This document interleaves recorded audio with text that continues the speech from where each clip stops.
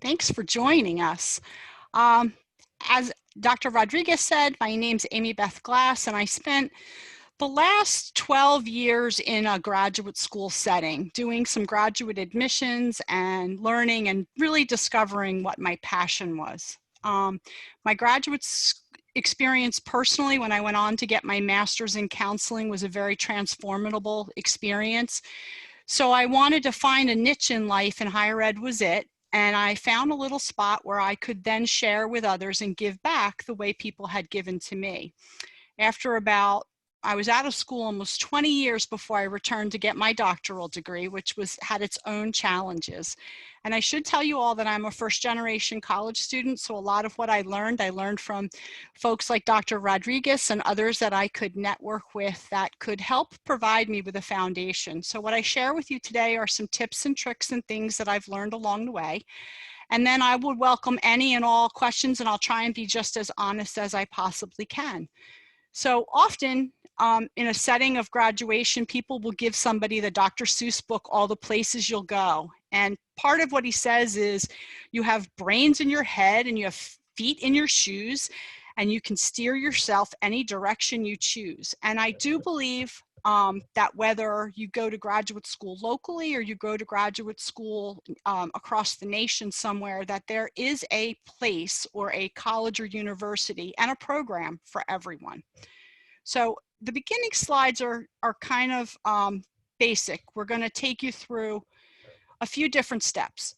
Some of your choices as you're thinking about going is, where should I go? And I like to put that out there because sometimes places like New York and New Jersey, when you're talking about a metropolitan area, might be very densely populated, and they may get the bulk of our applications.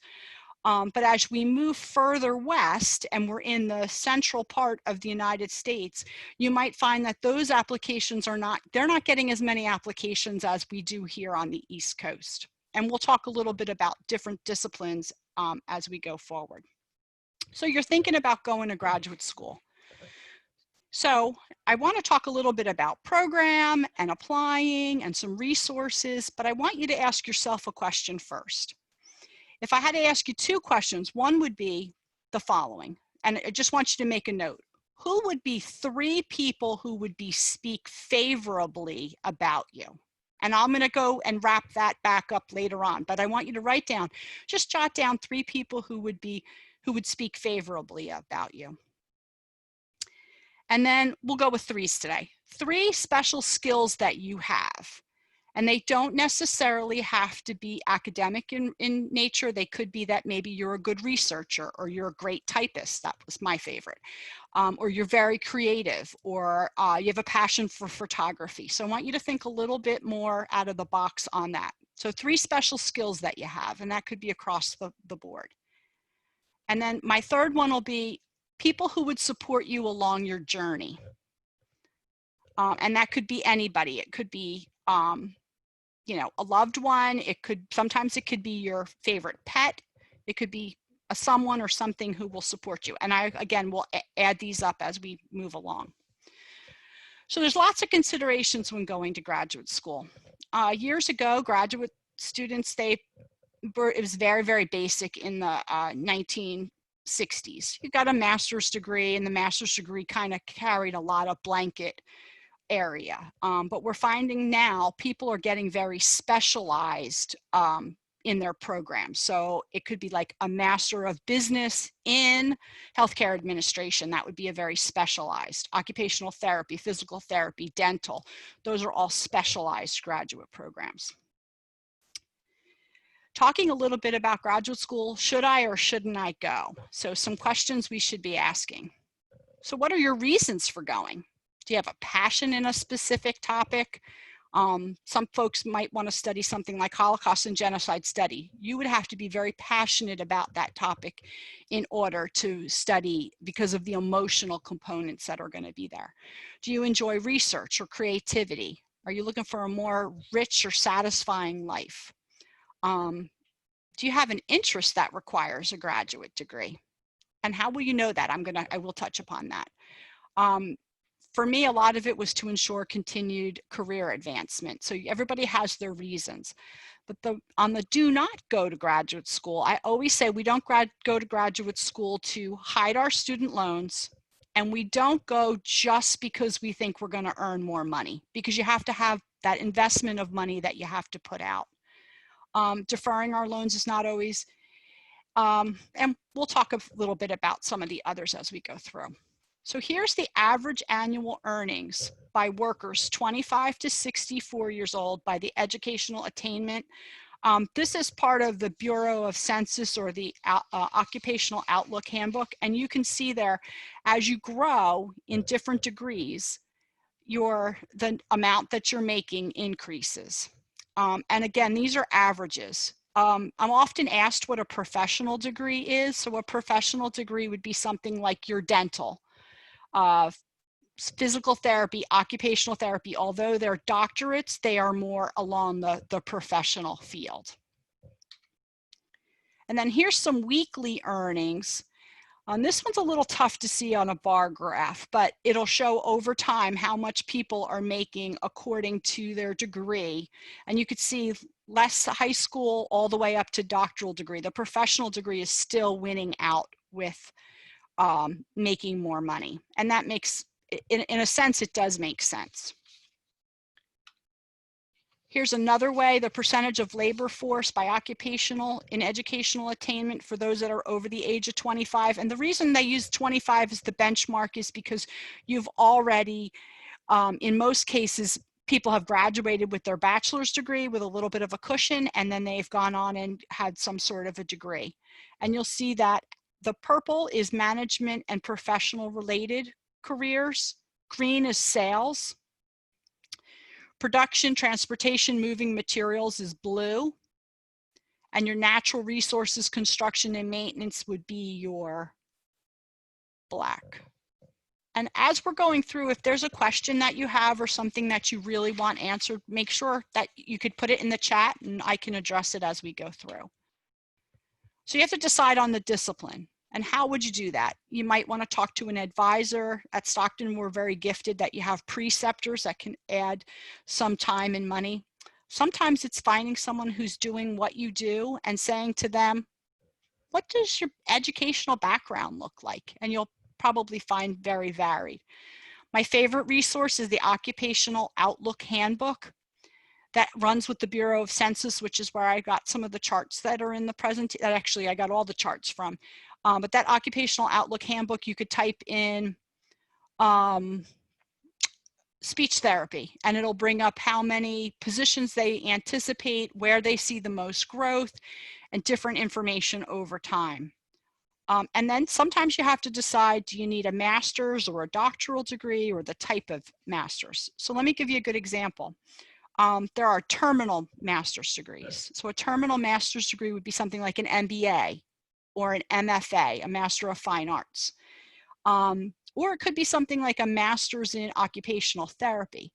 But if the discipline decides to change that, and now they're requiring a doctoral degree, which is what happened with physical therapy about 15 years ago, then the doctoral degree becomes the final degree in the field. Now we know there are a Doctor of Business Management or Business Administration, but those are not always the terminal degrees because it's the degree that the field would be looking for. So this is a fun chart that I found today. So this is folks who earn master's and doctorals and professional degrees that entered the profession, what the occupation is, and then what they anticipate to be the average earnings. Well, actually, the second column after the occupation is how many openings that we will see from 2019 to 2029. And this is all based on data from last September, or September of 2020, I'm sorry. How much the average median income would be, the type of degree. A professional degree, again, could be a lawyer as well, physical therapist, dental, typical work experience, and then whether there's on-the-job training or some sort of internship or residency, just to try and give you some background. So choosing a program. This is where that fit and feel comes in for everyone. So does faculty have an expertise in your field? I remember when I was interviewed for my doctoral program, the gentleman that I interviewed with was Dr. Coaxum, and he has an affinity for graduate retention. And I was like, whoa, this is the program for me, just because of the connection he and I were able to make. So if you could go and meet faculty or somehow see folks and get a fit and feel for that program, that would help.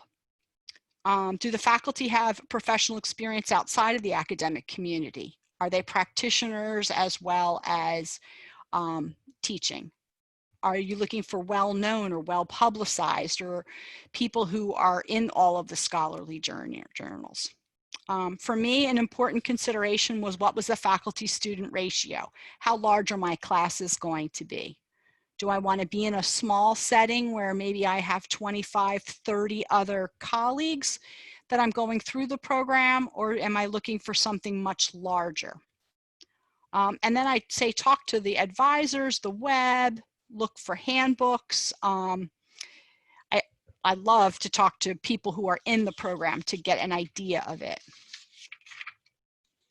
Then you want to know, well, what does the program require? How long will it be?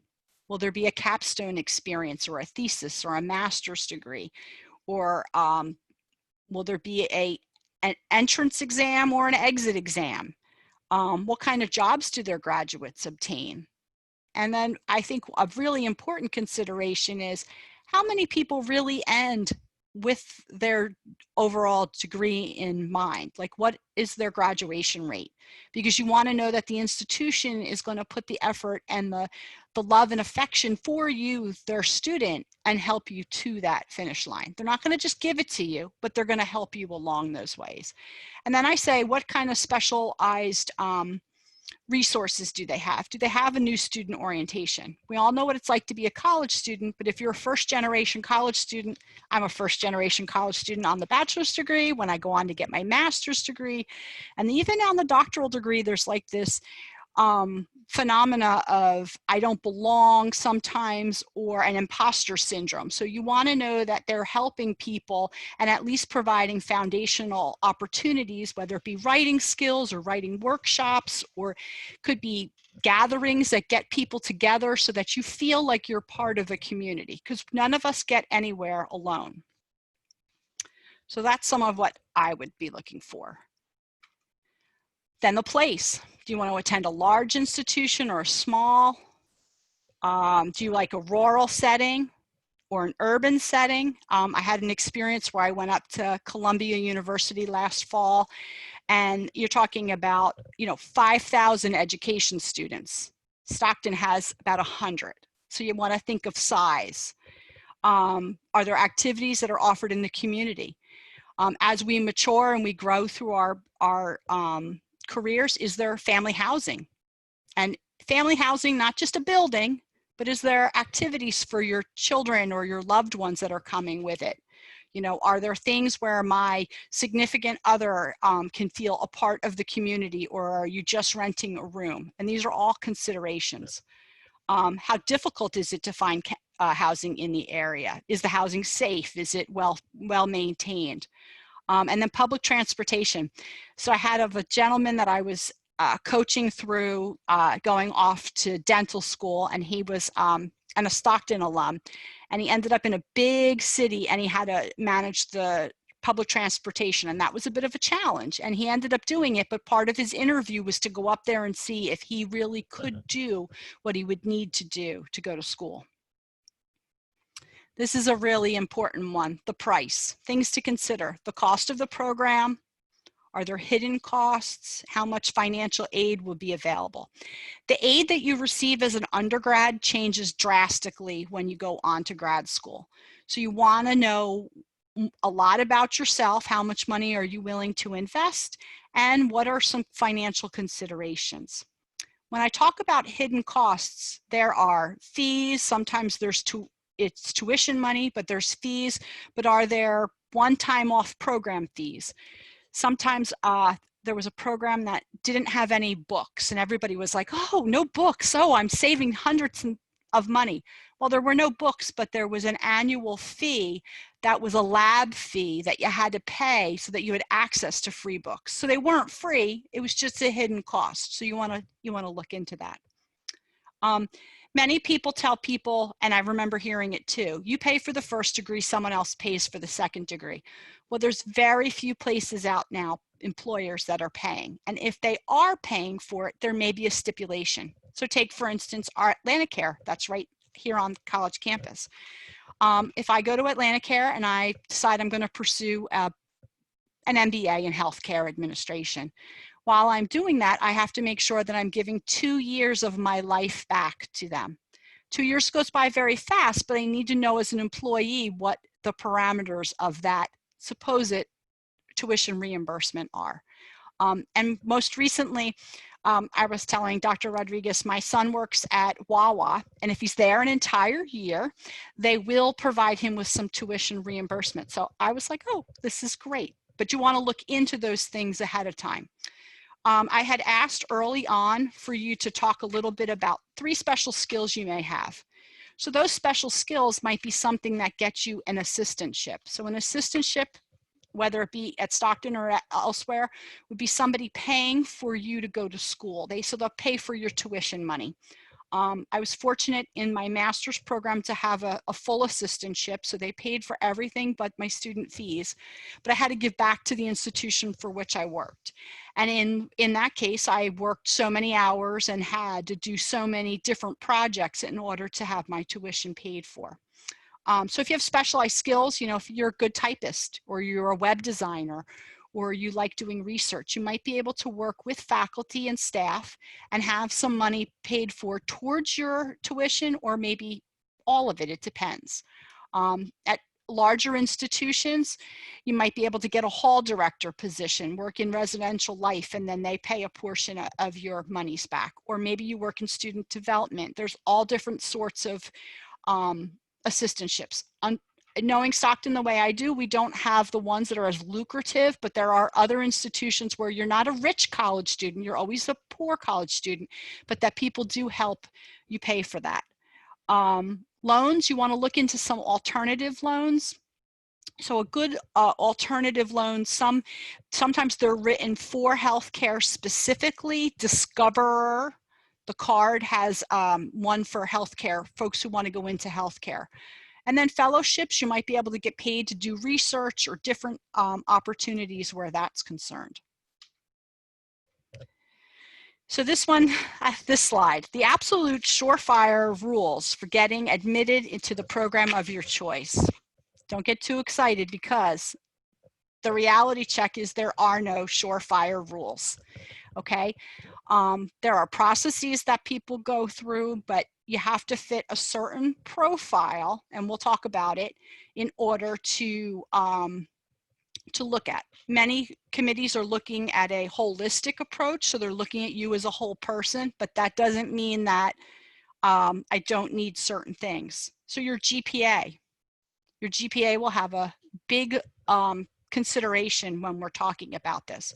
So when I said earlier that there was a program out there for everyone, I do mean that, because you can look to see what the profile of the incoming student is and say, do I meet at least the minimum threshold for those GPA considerations? So if they're asking for a 3.0 GPA for whatever program it may be, and I only have a 2.5, I might be better off to save my money for one that is accepting of my 2.5 GPA. Do they have test scores? Now, we're in this COVID world right now, and we may not everybody may be taking test scores, but GRE has been having testing while we've been home. It's not the easiest thing to do. The camera has to go 360, but they are doing some testing from home. So the GRE, Miller Analogy exams, sometimes used for places like your arts and humanities type degrees, or sometimes education. The GMAT, that's a test for business. And there's others, but test scores. Now, I often hear, well, I'm not a good test taker. Well, you're not a good test taker, but this is another one of those criteria to get in. And you want to look at it. What is the incoming profile, and how would my scores compare? All right. Then earlier I had asked about 3 people who would speak favorably. This is where a good recommendation letter would come in. We need to have recommendations if we're going to go off to graduate school. And you want that person to know a little bit more about you than just your name. Personal statements, we want to write a really good personal statement, or sometimes they're coming up now with essay prompts, and you want to make sure that your essay is meeting the essay prompt. The biggest challenge I could do if I sent something to an admission committee is if I said, "Dear Keene University," and I was applying for Stockton. That doesn't look real well in an admissions piece, because that's kind of like you didn't proofread, right? You have this audience and you didn't write for that audience, and you want to do that. If you do any research or have relevant professional experience.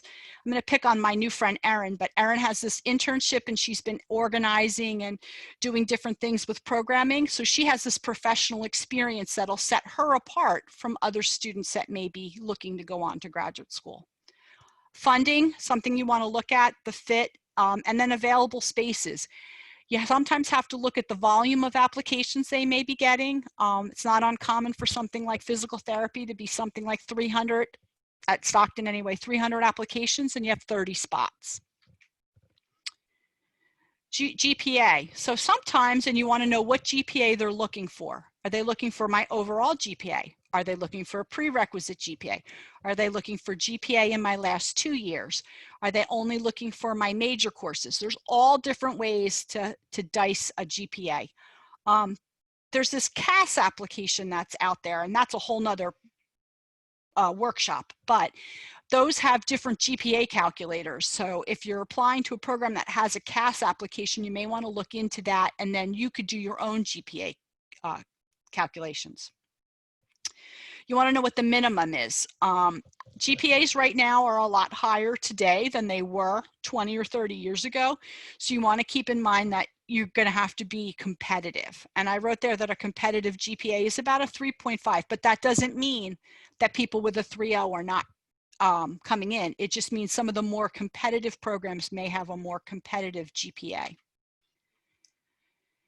So I don't like to spend a lot of time on testing, but I do like to tell people not to go in cold. If you're going to take one of these exams, I recommend you look at YouTube and find somebody who's taken the test and aced the test and find out what they did. And I would watch those videos and then translate it in. Minimum scores can vary greatly. Sometimes it's just a matter of taking the test, that the test score is just a application requirement. So there may not be a minimal. GPAs. You want to make sure that your GPA reflects you and the work that you've done. If you've had any kind of challenges along the way, you want someplace in an application to be able to address this. You know, you had a rough start as a freshman. There's all different life circumstances that go in, but you want to be able to address that in your portfolio.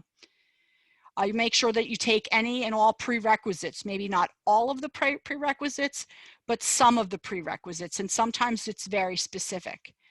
And you want to discuss your, like I said, the weaknesses. And I talked about the testing. Letters of recommendation.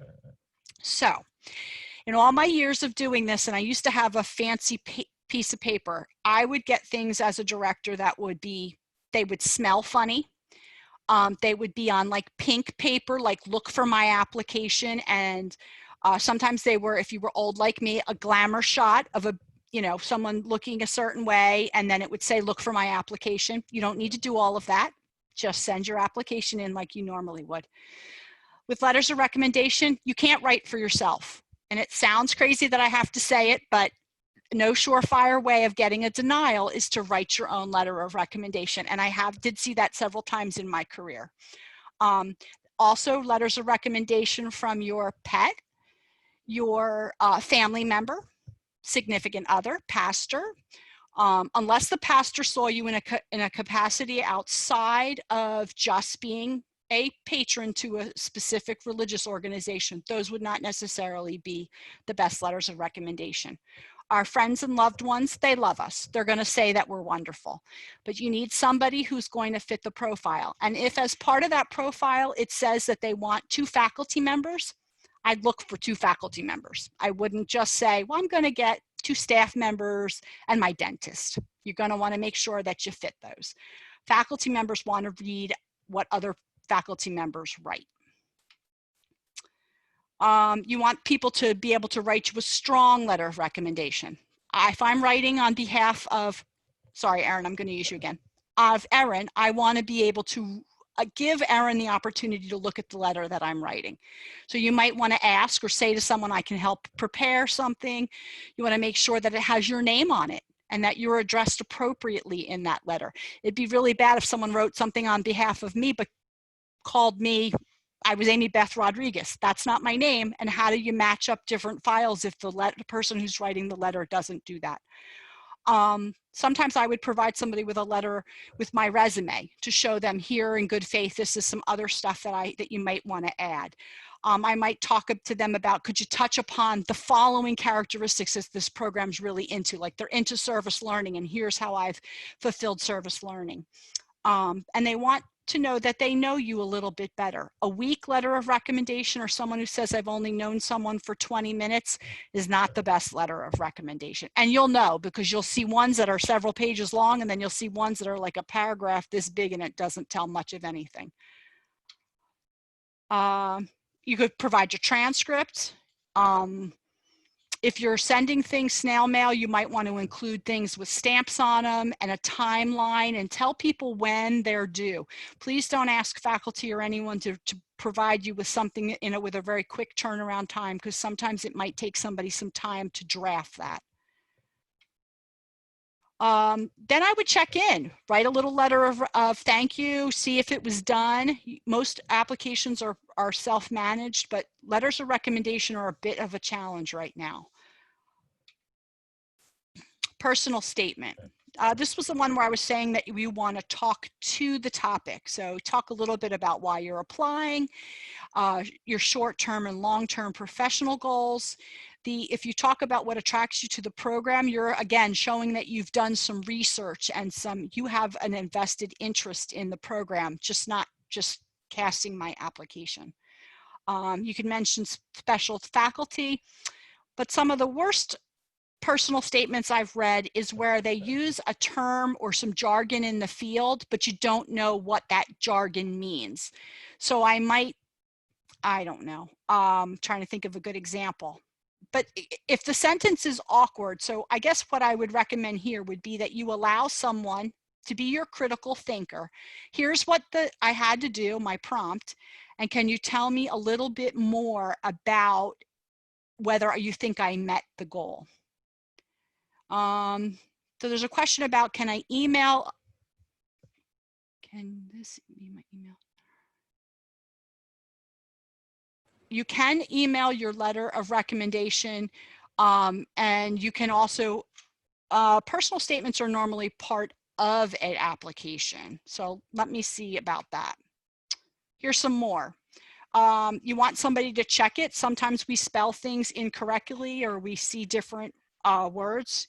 Use concrete examples. If you're applying for a healthcare profession, everybody's had someone who's been in the hospital, right? Or we know of someone who's been in the hospital. So how can you make that experience unique to you? Because sometimes this is all that we're writing. I also say don't wear your heart on your sleeve. You don't have to tell all of your personal information in one application. You can allow people to get to know you. Spelling counts, so you want to make sure that the spelling is, is well done, grammatically correct. It's not something we're texting. So here's a sample timetable. Junior year, spring junior year, you want to start to assess your interests and things like that. Begin to decide who on your faculty can help you. Begin looking at studying for your testing if you need that, writing a personal statement, having someone proofread it, printing out resources. Here's some things to do in the fall. Now, some of the applications may be due early in the fall, so I caution you that you want to know your timetable. So I did put in, oh, all right, it'll be back a few. I'll give you a sample of what I would use. When you're applying, you're using this as a professional portfolio. It's better to apply early than it is to apply late or at the deadline. If you're using something like a CAS system, that I would say 6 to 8 is what I would use as far as 6 to 8 weeks lead time. And then those are some samples of some stuff that can happen. You took the GRE, but you sent the wrong school code. You probably should go back in and put the right school code. Applicant didn't answer questions or things or respond to email. Oh, that's a big one for me. So what we're finding is people have lots of email accounts, and I might follow up and say, here's what you're missing from your application, but you never acknowledge or look at the email. So if you're checking email, and a lot of correspondence is coming from email, you're going to want to make sure that you're checking your points of contact. Not everything's going to be the old-fashioned snail mail.